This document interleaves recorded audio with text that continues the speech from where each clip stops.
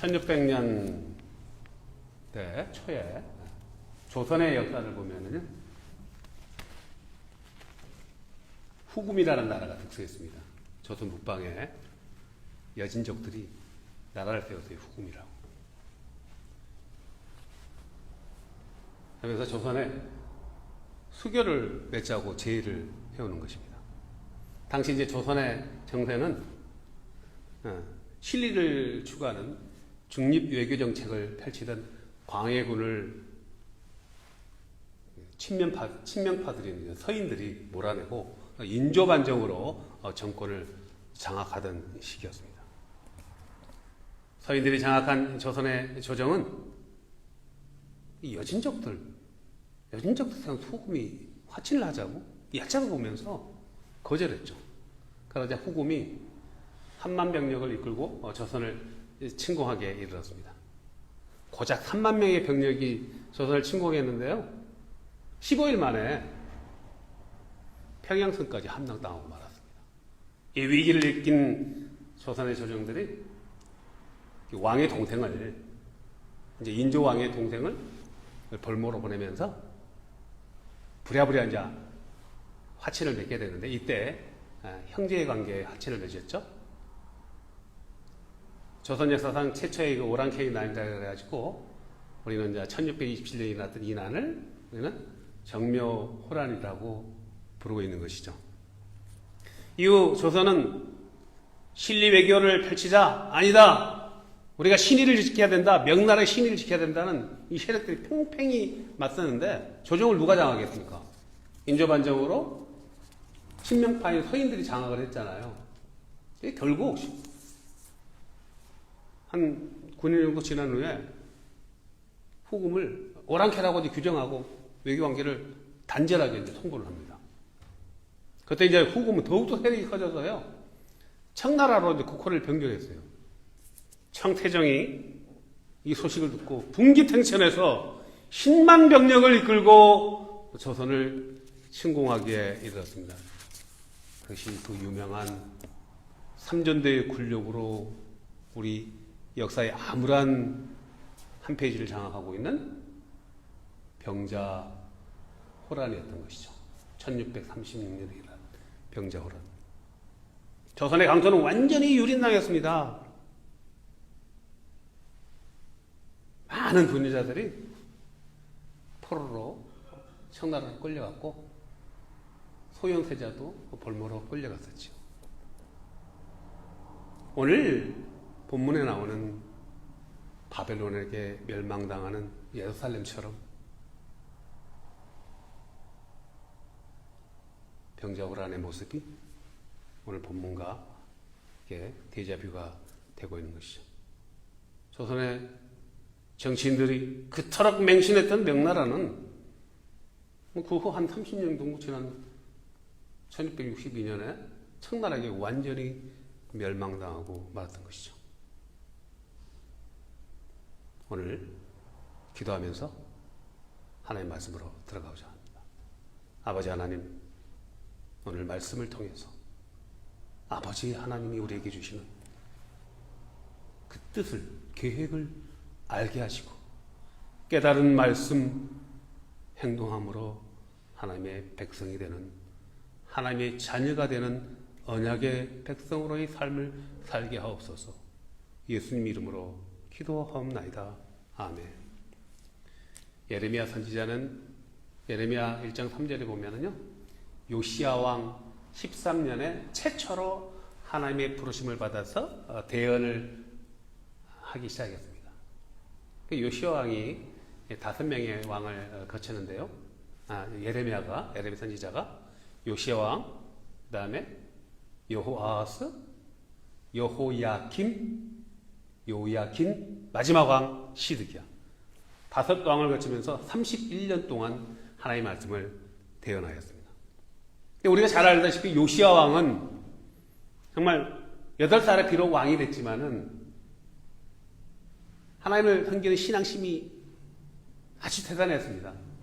왕을 섬기던 조선이 아니라 예루살렘의 정치인들과 요시야 왕은 하나님께로 돌아가자는 그런 종교 회복의 영적 부흥의 시기였던 것이죠.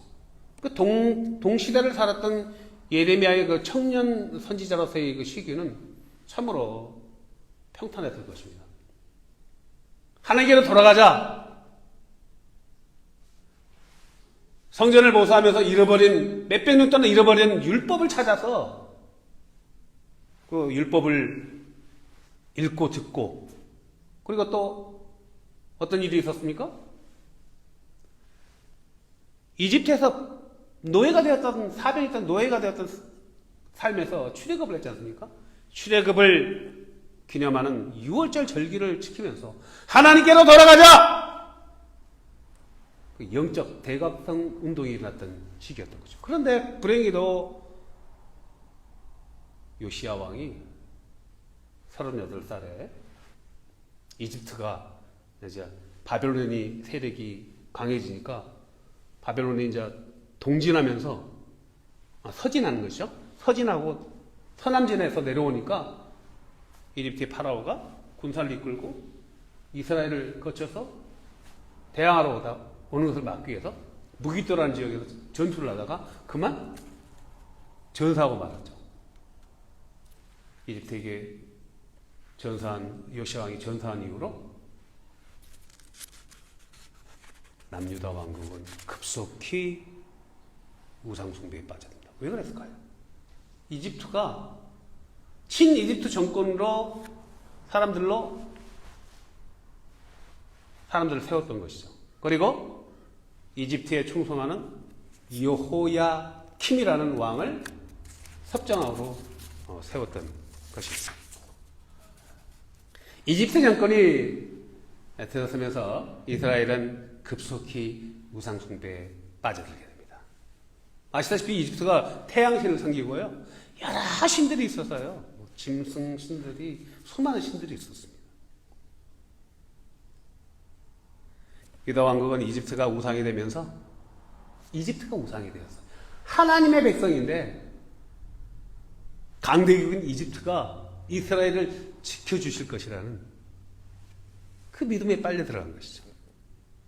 그러니까 하나님이 주신 계명을 잊어버렸던 것입니다. 하나님의 언약의 백성에서 떨어져 나갔던 것입니다. 하나님은 언약의 백성에서 떨어져 나간 이스라엘을 참 안타까워하셔서 예레미야를 보내셔서 계속해서 시그널을 보내고 있는 거예요. 비상 경고를 보내고 있는 거예요. 비상 신호를 보내고 있는 거예요. 하나님이 예레미야서 26장에서 남유다 왕국에 대해서 다음과 같이 경고하셨습니다. 너희가 나에게로 돌아오지 않으면 이 성전을, 예루살렘 성전을 실로와 같이 하겠고, 예루살렘 성읍을, 예루살렘 도시를 온 세상의 웃음거리로 만들겠다.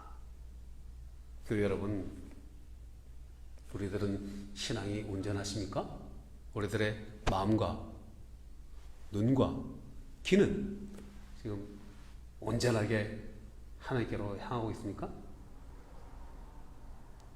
혹시 우리들이 지금 이 시기 2600년 전에 남유다 왕국처럼 이집트를 숭상하는 거 아닙니까? 하나님을 숭상하십니까? 아니면 하나님이 공급해 주시는 물질의 부요함과 형통함, 평안과 안전을 바라보고 있습니까? 우리의 신앙을 점검해야 됩니다.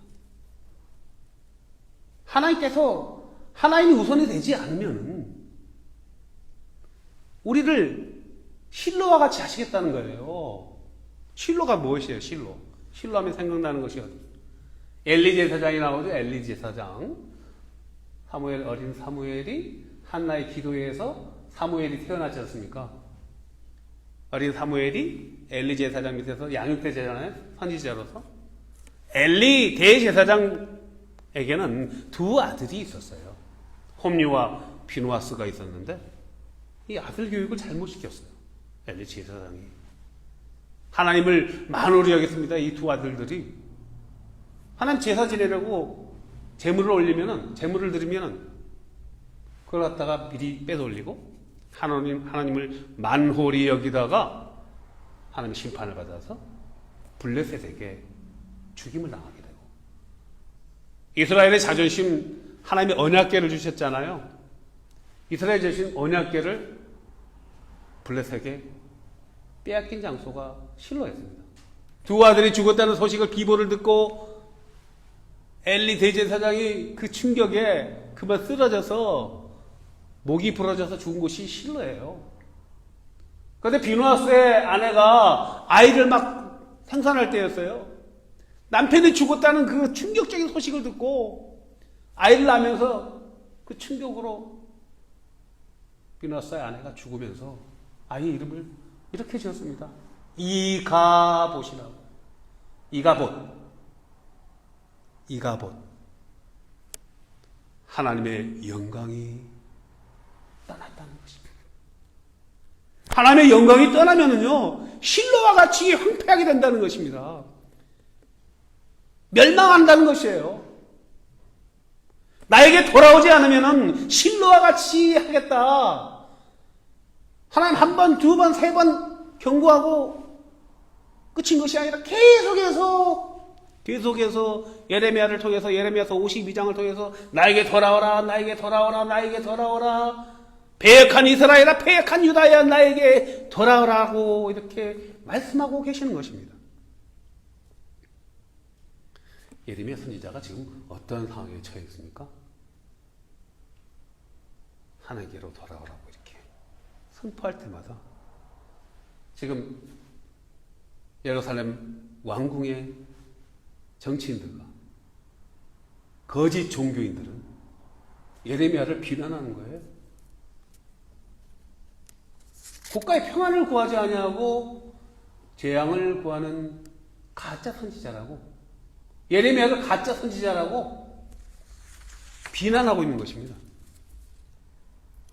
위정자들과 거짓 종교인들은요, 국민들을 현혹하고 있습니다. 국민 여러분, 어떤 상황에서든지 어떤 경우에라도 하나님은 우리 편이십니다.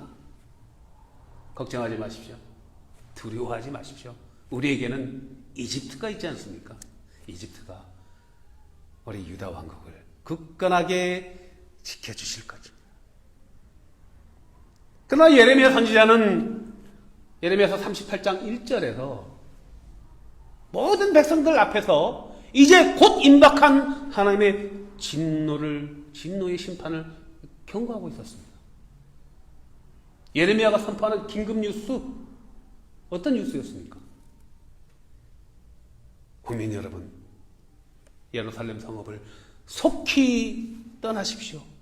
머지않아서 이 성에 머무르는 사람들은 갈대아인 바벨론의 사람들을 갈대아인이라고 그러는 거예요. 갈대아인에게 칼에 맞아 죽습니다. 갈대아인이 예루살렘 성읍을 에워싸면은 성읍의 음식이 다 떨어져서 기근해 죽게 될 것입니다. 그리고 전염병이 창궐해서 죽게 되고, 머지않아 성읍은 함락되고 갈대아인의 칼에 다 살육당하게 됩니다. 이 성읍을 떠나십시오. 유다 왕국에게 임박한 재앙을 예고하는 예레미야를 왕국의 정치인들, 가짜 종교인들은요, 가짜 뉴스를 생산하는 적폐 세력이라고 오히려 비난하면서 예레미야를 죽이고자 하였습니다. 오늘 말씀을 들으면서 우리들의 신앙이 어떤 상황에 처해 있는지를 한번 생각해 보는 시간 되기를 원합니다. 하나님 우리에게요, 임박한 심판을 경고하고 있습니다. 팬데믹 기간을 보내면서도요, 우리가 요즘 1년 정도 됐잖아요. 여전히 신앙의 불감증에 걸려 있습니다. 신앙의 불감증에서 빠져나오지 못하고 있습니다. 잘 될 거야. 잘 되고 있어. 여전히 하나님은 우리 편이야. 어떠한 상황에서도 우리 편이야. 어떠한 상황에서도 하나님은 우리 편이십니까? 회개를 촉구하는 교회들이 어디에 있습니까? 많은 종교인들, 하나님은 어떤 경우에도 우리를 지켜주신다고 풍요와 형통을 말하고 있습니다. 교회들은 하나님을 복을 공급해 주시는 복의 근원이라고 강조하죠. 복에 환장한 종교인들. 교회가요, 돈을 주고 직분을 사기도 합니다. 마치 무당에게 가서 큰 돈을 주고 부적을 사듯이. 뭐 얼마 전에, 한 달도 채 안 된 것 같아요, SBS 뉴스를 보니까 6개월 만에 속성 코스로 목사 안수증을 발급하고 있다는 뉴스를 접했습니다. 오늘날 타락한 개신교의 한 단면을 보여주고 있는 것입니다. 이것이 우리가 하나님께 돌아가야 하는 시기인 것입니다. 제가 친구들에게 요즘 복음을 전하고 있거든요. 한국에 있는 친구들에게. 그러니까 어떤 친구가 이렇게 이야기를 하는 거예요. 정윤원 목사 혹시 가나안 성도라고 들어봤어? 권사님 가나안 성도라고 들어보셨어요? 그쵸? 가나안 성도? 이 안나가 성도잖아. 거꾸로 해봐. 안나가 성도야. 안나가. 야, 팬데믹에 힘들지? 헌금도 안 되고 성도들도 안 오고. 야, 이 일을 하는 게 어떻겠어? 일을 하면서 교회에서 섬기고 이렇게 충고를 하는 친구들이 있습니다. 조롱받는 시대가 됐습니다. 교회가, 목사가 조롱받는 시대에 살고 있는 거예요. 오늘 본문에 나오는 2600년 전의 유다 왕국의 신앙의 모습과 우리들의 신앙의 모습이 다를까요? 우리들은 아주 잘하고 있습니까? 우리들은 정말 하나님을 경외하고 있습니까? 하나님을 온전히 섬기고 있습니까? 하나님의 영광을 도모하고 있습니까? 결국 하나님은 바벨론이라는 몽둥이를 사용하여 유다 민족을 징계하기로 결정하였습니다. 주전 605년에 유다 왕국이 맹신했던 이집트가 바벨론에게 갈그미스라는 지역에서 전투를 벌이다가 대패하고 갑니다. 그래서 이집트가 요시야 왕을 죽이고 여호야킴을 이집트 정권으로 세웠잖아요. 그 여호야킴 왕을 폐위시키고요, 1차 포로로 끌고 가요. 그때 다니엘 선지자가 끌려갔어요. 그래서 기회를 한 번 더 줬죠. 바벨론에게 잘 섬겨라, 느부갓네살 왕이. 그런데 계속해서 뭐 조정의 중심들이 다 친애고파니까 아니야. 이집트가 우리를 지켜줄 거야. 다시 일어날 거야. 갈기미스한테는 패배했지만 이집트가 어떤 나라인데. 결국 2차 침공을 당하게 되고 바벨론의 느부갓네살의 여호야킴을 폐위하고 여호야 그 아들 여호야긴을 3개월 세웠다가 다시 포로로 끌고 가면서 마지막 왕 시드기야를 본보왕으로 세우게 되는 것이죠. 그러나 시드기야 왕도요, 하나님의 말씀을 청종했습니까? 시드기야 역시 친 이집트파 정치인들에게 둘러싸여서 이집트를 의지해서 바벨론의 통치로부터 벗어나고자 했죠. 그러나 하나님은 갈대아인들이, 바벨론이 다시 돌아와서 예루살렘을 포위함으로 성읍은 기근과 전염병에 시달리고 결국 멸망하게 될 것이라고 예레미야를 통해서 예언을 하고 있는 것입니다. 이때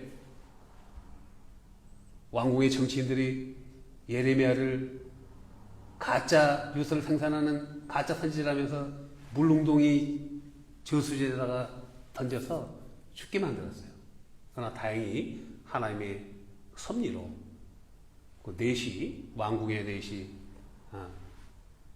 에벤멜렉을 사용하셔서 예레미야가 이제 구출되죠. 이런 상황에서 바벨론이 대대적인 3차 침공을 준비한다는 정보가 입수되고 있는 상황입니다. 오늘 본문의 배경이. 히드기야 왕이 불안한 마음에 다시 예레미야를 은밀하게 불렀습니다. 은밀하게 성전의 셋째 문으로 불러서 하나님의 뜻을 재차 물어보게 되죠. 오늘 본문 17절의 말씀을 한번 띄워주세요. 17절에서 예레미야가 히드기야 왕에게 이렇게 이야기합니다. 왕이여, 왕이 바벨론에게 항복하면 왕이 생명을 살겠고, 바벨론에게 항복하면 왕이 살겠고, 예루살렘은 안전할 것이지만 만일 왕이 바벨론에게 대항한다면 예루살렘은 파괴되고 왕과 왕의 가족은 바벨론에게 붙잡히게 될 것입니다. 하나님의 계시를 전하는 것이죠. 그러나 시드기야 왕은 결국 자신의 소견과 정치인들의 소견을 쫓아서 멸망의 길로 갔던 것입니다. 우리는 이 사건을 어떻게 바라보아야 할까요? 남유다가 바벨론에게 항복하면 너희가 죽지 않고 살게 될 것이다. 바벨론에게 항복하라. 이 억셉트가 되나요? 아니, 우리 하나님이 어떤 분이신데 바벨론에 항복을 하다니. 사랑교회 여러분, 우리는 지금 혼란의 시기, 불확실성의 시기를 살고 있습니다. 불확실성의 시기, 혼란의 시기에는요, 가짜 뉴스가 그냥 득세합니다. 가짜와 진짜를 판단하는 기준이 무엇이 되어야 할까요? 워낙 많은 뉴스의 홍수 속에 살고 있으니까 가짜와 진짜를 구별할 수 있는 판단이 흐려져요. 가짜와 진짜를 구별하는 판단의 기준은요, 무엇일까요? 하나님의 말씀이 기준입니다. 하나님의 말씀을 기준으로 우리는 가짜와 진짜를 구별해야 됩니다. 바벨론에게 항복하라는 것은요, 이스라엘에게는요, 아주 배드 뉴스였어요. 나쁜 뉴스였어요. 그러나 나쁜 뉴스가 가짜 뉴스는 아니잖아요. 굿 뉴스가 진짜 뉴스고, 배드 뉴스가 가짜 뉴스인가요?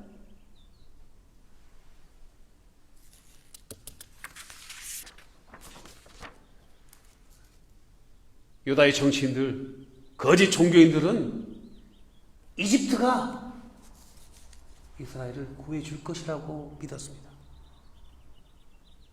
하나님이 어떻게 우리 선민을 바벨론에게 항복하는 것인가?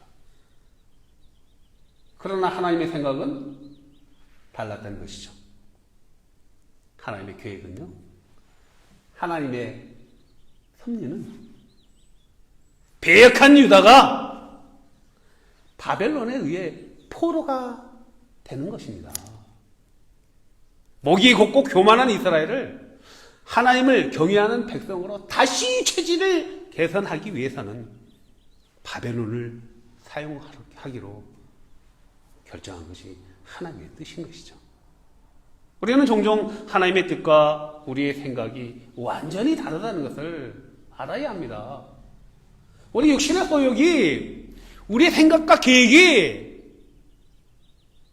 하나님의 뜻이 될 수가 없습니다. 우리 육신의 소욕을 갖고 있잖아요. 죄의 본성을 갖고 있잖아요. 하나님이 없는 우리의 생각과 행동은요, 다 사망의 총착역으로 가는 것임을 알아야 됩니다. 바벨론에게 항복하라는 것은요, 하나님께 항복하는 것입니다.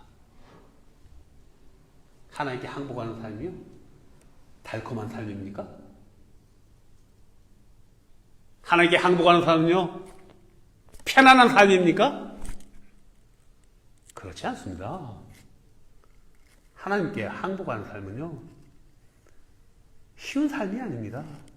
편안한 삶이 아닙니다. 달콤한 삶이 아닙니다. 출애굽한 이스라엘 백성들이 빠른 길로 갈 수 있잖아요. 블레셋길을, 해변길을 통해서 일주일이면 2주일이면 갈 수 있는 길을 왜 40년을 돌아서 갑니까? 그 40년의 그 광야의 생활을 통해서 400년 동안에 그 노예 근성이 벗겨지는 것이지 않습니까?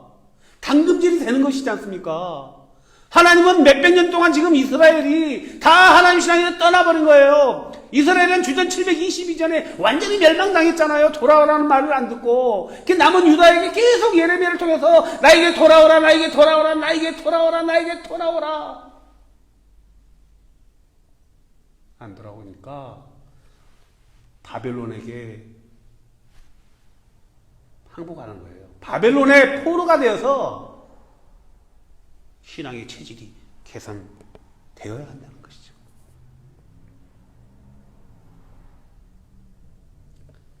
하나님의 뜻을 구하여야 한다. 하나님의 나라와 하나님의 의인 예수 그리스도가 그 구하는 그 삶이 쉬운 길은 아니지 않습니까? 예레미야처럼 하나님의 말씀에 순종할 때요. 예레미야 하나님 말씀에 순종했잖아요. 죽음을 무릅쓰고 유다 왕국에 재앙을 선포하잖아요. 그럼 어떤 일이 벌어져요? 달콤한 삶입니까? 고난이 오죠. 비난을 당합니다. 죽음의 위협에서 처하는 것입니다. 감옥에 갇히고 추위와 배고픔에 눈물에 선지자라는 말을 듣지 않습니까? 그러나 그 일이 자신과 국가와 민족이 가야 하는, 얻어야 하는 영원한 생명의 길이기에, 영원한 평안의 길이기에, 영원한 안식의 길이기에 선지자는 눈물을 흘리면서 하나님의 말씀의 씨앗을 뿌리는 것입니다. 소변에 있던 우상 숭배로 더러워진 패역한 이스라엘, 패역한 유다가 예레미야서 31장 33절에서 새 언약을 주셨잖아요. 새 언약. 나는 이스라엘의 하나님이 되고 이스라엘은 나의 백성이 되리라. 언약에서 떨어져 나간 그 백성이 다시 새 언약을 주셔서 새 언약 백성이 되기 위해서는 포로 생활이 필요하다는 것입니다. 바벨론에게 항복하라.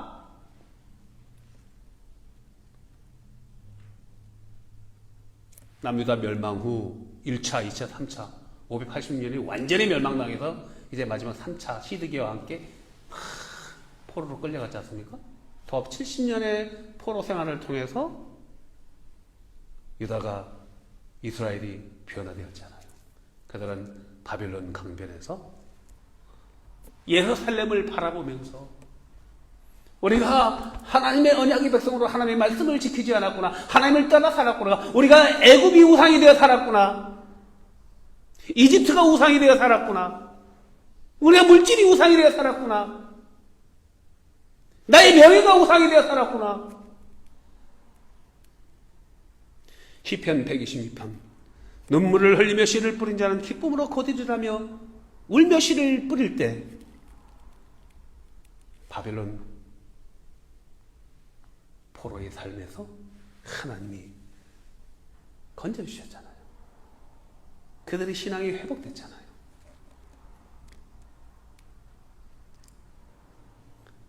(70년의) 포로 생활을 통해서 이스라엘 신앙이 다시 부활할 수 있었다는 것입니다. 역대하 7장 14절의 말씀이 이루어진 것이죠. 내 이름을 일컫는 내 백성이 그들의 악한 길에서 떠나 스스로 낮추고 겸비하고 기도하여 내 얼굴을 찾으면 내가 하늘에서 듣고 그들의 죄를 사하고 그들의 땅을, 우리들의 땅을, 우리들의 기업을, 우리들의 가정을 회복시켜 주신다는 말씀입니다. 우리들의 생각이 들어가면요, 우리들이 이성이 들어가면은요, 우리들의 경험이 들어가면은요, 하나님의 말씀이 들리지 않습니다. 바벨론에게 항복하라 들리지 않아요. 하나님, 이건 하나님 뜻이 아니야. 어떻게 우리가 바벨론에게 항복할 수 있다는 말인가?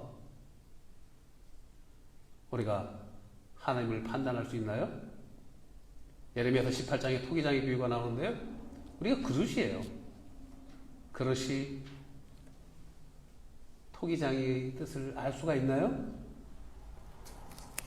야고보서 4장 6절과 7절의 말씀을 읽어드릴게요. 하나님은 교만한 자를 물리치고 겸손한 자에게 은혜를 주신다고 하셨습니다. 그런즉 너희는 하나님께 복종하라. 하나님께 복종하는 것은요, 하나님의 말씀에 복종하는 것입니다. 사랑하는 교회 여러분, 방송을 통해 예배하는 형제자매 여러분, 하나님은요, 일찍이 예레미야 선지자 이전에 호세아 선지자를 통해서 이스라엘 백성이 회개하고 나에게 돌아오면은 회복을 약속하셨습니다. 호세아서 14장 5절에서부터 7절의 말씀을 제가 읽어드리겠습니다. 내가 이스라엘에게 이슬과 같으리니 그가 백합화같이 피겠고 레바논 백향목같이 뿌리가 바뀔 것이라. 그의 가지는 퍼지며 그의 아름다움은 감람나무와 같고 그의 향기는 레바논 백향목 같으리니 그 그늘 아래 거주하는 자가 돌아올지라도 그들은 곡식같이 풍성할 것이며 포도나무같이 꽃이 필 것이며 그 향기는 레바논의 포도주같이 되리라. 아멘. 기도하겠습니다.